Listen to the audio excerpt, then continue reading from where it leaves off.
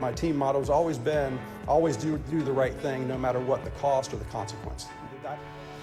And the right thing, according to Lieutenant Governor Dan Forest, is to sue the governor over the mandates he's put in place. Forest is running against Governor Roy Cooper in the November election. He says this is not about politics or masks. He says it's about the governor overstepping his authority. So our Joe Bruno is live tonight, and Joe, Forrest says that Governor Cooper did not check all the boxes he needed to do before issuing all these orders. Scott, this really is unprecedented. A lieutenant governor suing the sitting governor.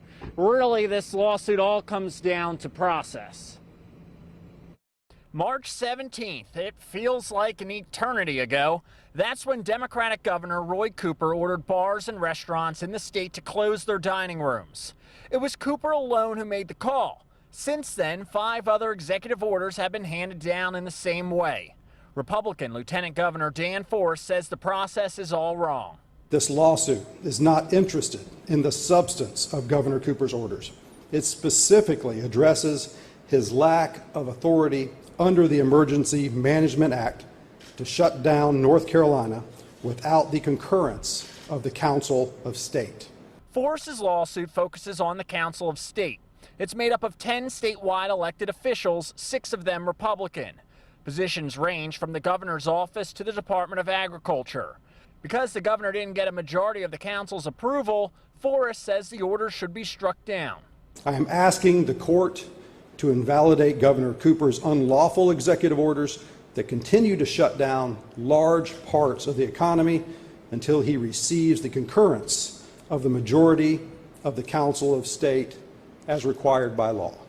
In response to the lawsuit, a spokesperson for the governor says as states like Florida and Texas backtrack after rushing reopening and surging new cases, Governor Cooper will continue to be guided by science and the law as he works every day with public health experts to keep North Carolinians safe. Partisan politics must be put aside when responding to COVID-19. This is a unique lawsuit with not a lot of precedent, experts say. Political scientist Michael Bitzer says this will get into the weeds of the issue. I think it's going to come down to the courts kind of trying to figure out where the best balance is in a very trying and unprecedented time like the COVID pandemic in relationship to what the authority of the governor is. And Joe, this is not the first time the governor has faced legal action since the pandemic started.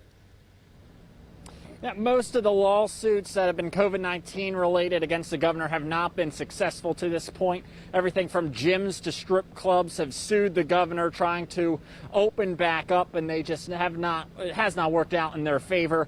One thing that did have some success early was churches, but now that's a moot point because in the future executive orders, Governor Roy Cooper would exempt church services from having to follow the mass gathering limit. Scott. All right. Our Joe Bruno live tonight. Thank you, Joe.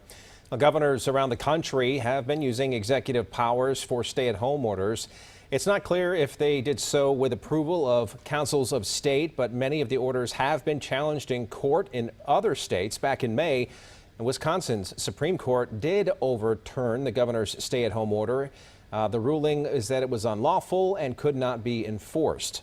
And in Oregon, the state Supreme Court there blocked a judge's ruling to halt the stay-at-home order, essentially leaving that one in effect.